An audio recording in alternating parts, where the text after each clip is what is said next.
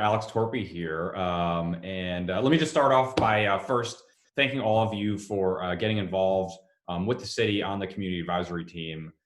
This is going to be really great having you all here evaluating some of the options, working with us, providing some of your thoughts, ideas, feedback, suggestions on what we're doing. So I know there's a lot of work ahead of you, and so not everybody kind of steps up to the plate and gets involved. And so I just wanted to make sure to thank all of you before we kind of dive into a couple budget and finance related things here. So, I've spoken with your co-chairs, Sarah and Paul, and basically what I'm here to do is help support your work in whatever way I can. I'm happy to provide information from the city that might be useful, and also happy to provide some budget or financial analysis or forecasting, and some of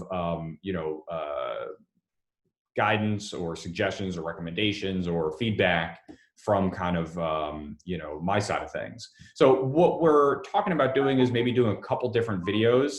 This first one is really just kind of an introduction. I'm going to cover a couple different areas, try and keep this whole thing to 10 or 15 minutes. Wish me luck. So I'm going to dive right in. We've produced a lot of documentation. I know some of that has been circulated already. Those are some really good primers to kind of start to dig in if you're not familiar with municipal budgeting. There's a couple important topics that I just wanted to cover before I get going, because it's going to be important kind of themes throughout. The first is just making sure that everybody's aware that there are really two different buckets of spending that we have in the city. One is operating and one is capital. So operating covers all of your day-to-day costs for the most part. That includes salaries, utility bills, debt service, insurance premiums, pension obligations, staplers, all that kind of stuff. Right? That's all in operating. Capital is meant for projects that specifically, legally, only are able to be used on projects that have a 5-year useful life or more. That is at least the theoretical constraint from a legal perspective. And what that's meant to do is help finance much larger purchases. A fire truck that could cost $1 million, a road that's going to cost $400,000, repairs to buildings that might cost $500,000, things like that, where there's two reasons for the borrowing, right? One is that most governments can't afford to incorporate that level of costs into 1 year of their budget, but also it helps spread the cost out over the different taxpayers that will be using that product, service, piece of infrastructure, whatever, right? If we were to pave a new road in 2020 and put all of that cost in 2020, that means that somebody could move to that street with that road and they'd be taking advantage of that new road, but they wouldn't be contributing any money towards it because the taxes were all paid in the year prior. So that's part of the value of spreading some of those costs out by borrowing is it makes larger projects accessible, which sometimes large investments are really worthwhile, but it also spreads the cost out of these bigger projects so that everybody who's using it basically pays for it. That's the idea. All right, so that's the first piece. And one of the things that we are doing a lot of right now in the city is moving costs from capital to operating. So there were many costs in capital that shouldn't have been there over a very long period of time. So that makes it harder to track expenses. It makes it harder for the public to see it because those numbers don't actually show up in the state budget document really anywhere. And so you wouldn't even know how much was being spent in capital unless you went and looked for it. You can usually tell by the number of bond ordinances that are done per year. That's usually a red flag. And there were many in Lambertville. So that's the first kind of important point. Second important point is appropriations versus revenue, right? We have a budget, it has to balance. So we budget $1 million for something. That means we have to expect $1 million coming in from somewhere. And there's basically two buckets of where that source of money comes from. There's tax revenue and there's non-tax revenue. And that's really important to understand the distinction between the two as well, because Lambertville is kind of, again, in a bit of a unique situation, not entirely, but an unusual situation where the amount of money that we get, which comes from non-tax revenue.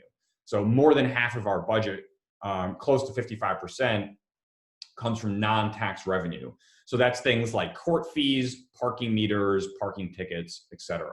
That means that our budget is particularly variable and vulnerable because those are fluctuating costs that you can't depend on year to year. And there's also other problems with budgeting that way. For example, it creates a culture of generating revenue in your municipal departments, which is not what people should be thinking about. They should just be providing the best services possible, not worried about the revenue side. And so that is one of the kind of complications to our budget. We lay down a lot of different processes, which I won't get into just to save some time here, but I do really suggest that you look through all the budget documents that we sent around. There was really no process before with the governing body, with department heads, or with the public, and all of those groups have been brought in kind of for the first time, at least in recent history. The next most important topic that I was asked to talk a little bit about is debt service. And so there's a couple important points here on debt service. Debt service refers to the amount in the operating budget that we have to pay on the money that we borrowed. So you can really think of this, like a mortgage or a car payment or a car loan, right? Is the debt service is the is the monthly payments. Those payments are basically worked out ahead of time.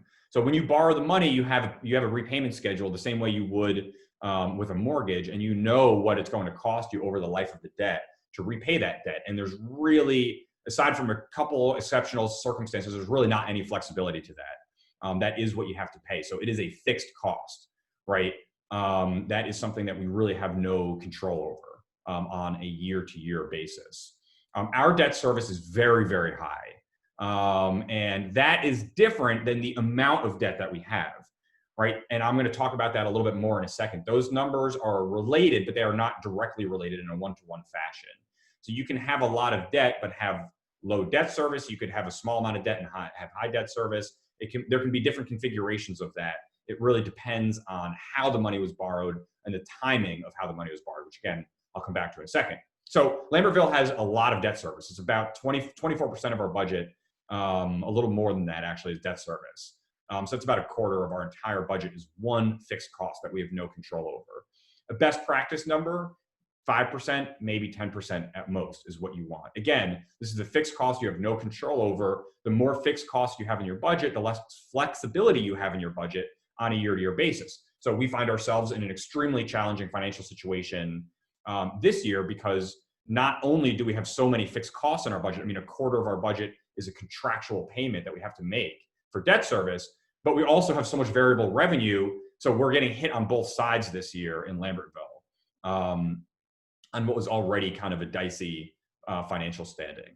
So the primary way that debt service becomes such a large cost like that in your operating budget, how those monthly payments, so to speak, balloon to that degree is usually indicative of a lack of capital planning and a lack of a real debt management plan that actually lays out how the life of the borrowing, that all the stakeholders are on board, they all understand what the costs are of whatever the projects that you're doing, and that you have a plan on how you're going to budget for that money. In Lambertville, there's this very strange way of doing this where very, very large amounts of money was borrowed for capital projects, more than what was needed. And the way that grant money for those projects were anticipated was done in a very unusual way that basically meant that when a project was completed, there was a couple $100,000 left over in the account. That leftover money was then moved from that account into an account called the Reserve for Debt Service.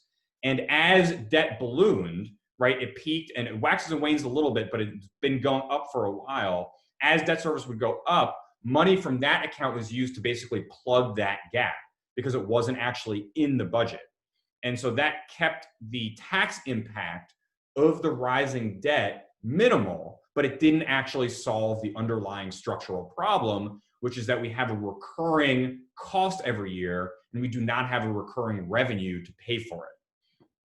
And that creates a structural imbalance or a structural deficit, which is something that you've probably heard us talk about before. And that is sort of the root of our financial problems, or at least the simplest way to sort of describe what they are.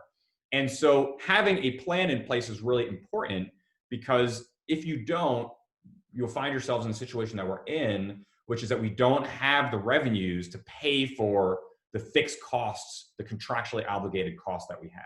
And then we're in the situation that we're in, which is we have to find money to pay for those things. And we're basically out of that kind of cash account that was used, which is not something that is not something that we really can continue doing for a bunch of different reasons. And it's not the purpose of borrowed money, because it basically means what you're doing is you're using borrowed money, which you're paying interest on, to pay the debt on other borrowed money, which is very similar to trying to use a credit card to pay for another credit card, which really is not a best practice. And I think most of us probably know that, that if you're doing that,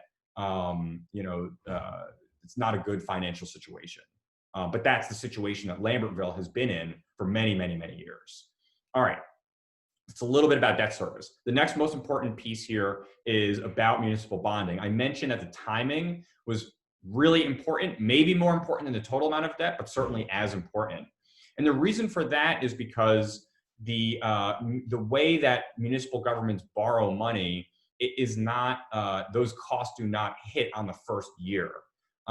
There are many different ways to do it based on the specific details of the project. I'm going to show you kind of one or two different models that are sort of, it's sort of general, like a sort of generic template basically, and walk you through what some of these assumptions are. So I'm going to share my screen on this video here and walk you through two different things that I want to use to help explain how important it is to think about the timing and why it's so important that we are doing a 6-year plan for the first time in Lambertville, and why borrowing money, if we're careful about how we do the timing, actually could cost taxpayers no more additional tax money. It could raise it slightly, it could lower it slightly. And that is all possible if we are very careful and deliberate about how we borrow and when we borrow, really. So I'm going to share my screen here. Just give me one moment. Okay. So this first piece here is just a sort of, again, generic template, and just don't mind me, I'm looking at multiple screens here. This is basically a generic template to show the cost of borrowing. And so there's 3 different costs that are built into that, 3 different charges, so to speak. The first is in your first year, you have to put a down payment on what you borrow. That down payment is typically 5%. That's mandated by law. There are certain exceptions for that. Certain things don't require down payments. Most of them do. And it's 5% typically. That's your first year payment. Depending on when you borrow and if you're planning on using the money and a couple other details, you might also have the next payment on your first year as well, or you might not. The next payment, which is usually 2 years, but can be less, and I think maybe in certain circumstances can be 3 years, but 2 years is sort of the standard. And that is what you are paying interest on what is called a bond anticipation note, or a BAN, B-A-N. So first year, capital improvement fund, second year, BAN payment. That is interest only. It is a short-term loan that basically, just as the name implies, is sort of almost like a bridge loan before you permanently finance whatever it is that you're borrowing. It's typically, an interest rate for that might be around 2%. So part of the problem with borrowing, and part of the problem with the way a lot of this works in a lot of towns that I've worked in or worked with, is that because the cost of borrowing is pushed off several years, there are a lot of decisions are made about borrowing that are sort of politically expedient, because the person can borrow a bunch of money and that doesn't have to hit until multiple years later. And so the capital spending, for example, in 2018, a lot of that money, or 2017, some of that money we haven't started paying for that yet. Same with, we reduced the amount of new debt authorized in 2019 by 97%. Right, from the $1.5 million or so it was in the year before. So there's very little that's going to come from that. But it is worth knowing the first couple of years of borrowing a large amount of money, there is very little cost to the taxpayers ultimately for that. And so you can ignore the numbers here. I believe this is based on $1 million, but this is just to show, really to communicate these 3 different stages of repayment. Again, down payment for the capital improvement fund, bond anticipation note interest, and then your bond principal and interest. The reason why it goes up in 2 steps, so you can see my cursor, this is the first step here, and the second step here, is that if you were going to borrow multiple $1 million for a project, for example, you're not going to pay the entire cost up front, right? You're going to pay contractors in the beginning, you might pay a midpoint milestone, you might have a couple different milestones throughout the project, and then you're going to pay the final cost of the project all the way at the end, which could be another year. This is assuming a 2-year-long project, right? And it starts in the first year and it ends in the second year. And so that principal is actually broken out because you're not going to borrow the full amount at the beginning. You're going to borrow half first year, half the second year. That reduces your interest costs a little bit, and it spreads out that principal cost coming online into 2 years instead of 1 year.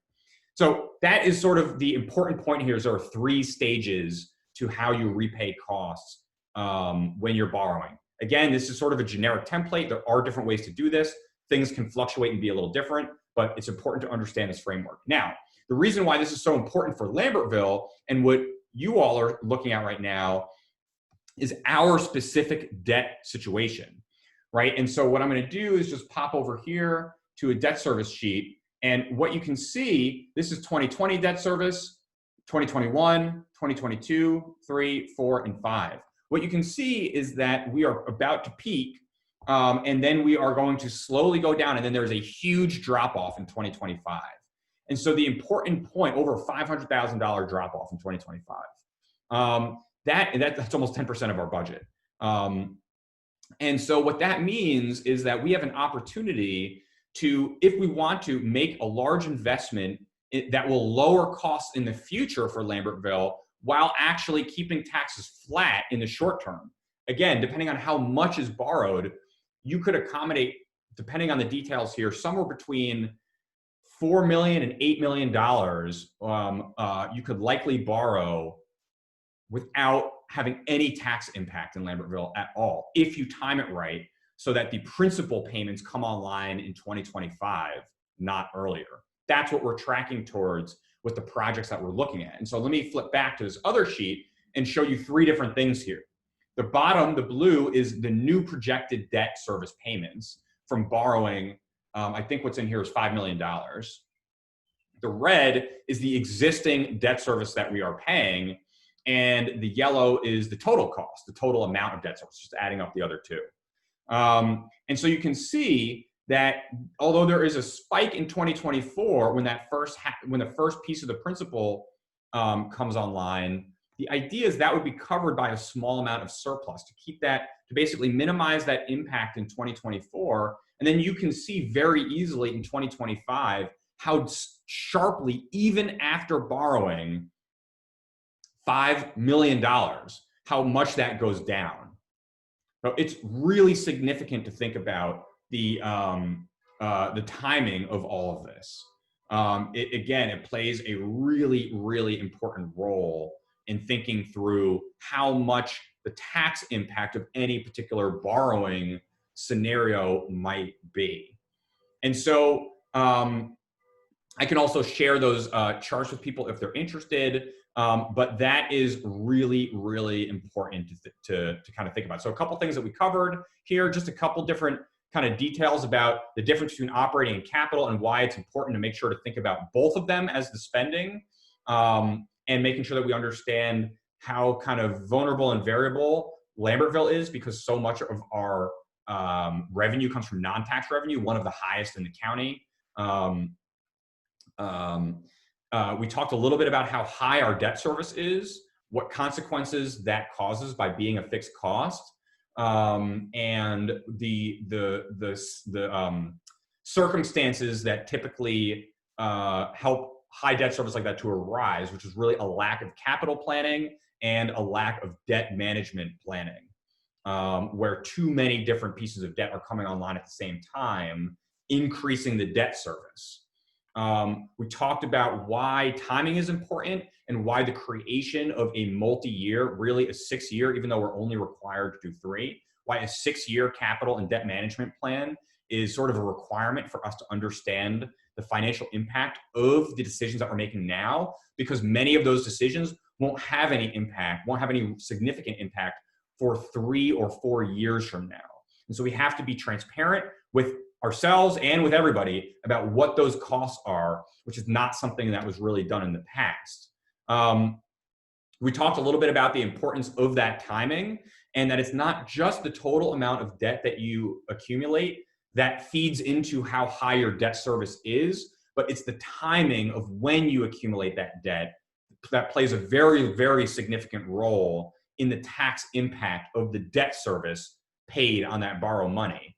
And finally, that in Lambertville, we do have a unique situation where, although these next couple of years are kind of crushing from a debt standpoint, because the money was not put into the budget on the revenue side to properly fund the costs that were known to be going up every year, we are fortunate that there is a drop off in multiple years. And that if we use that as an opportunity to make a really significant investment in Lambertville, in whichever way we choose to do it, that investment that will help, hopefully, depending on which project we choose, lower the costs to taxpayers in future years, can actually be done in the short and medium term without raising taxes at all. It could raise taxes slightly. It could also lower taxes slightly, or at least lower the tax impact of the debt service itself.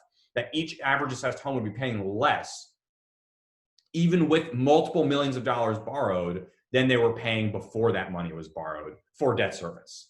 I hope this has been clear. I know it's a lot of information. It is complicated. And that's why we have a financial team, myself, a chief financial officer, financial advisors, a bond attorney, our deputy treasurer and bookkeeper, our clerk, our mayor, myself. We're all involved in this, in basically understanding these numbers and playing these things out, which many towns don't do. And that's why many towns find themselves in this exact situation.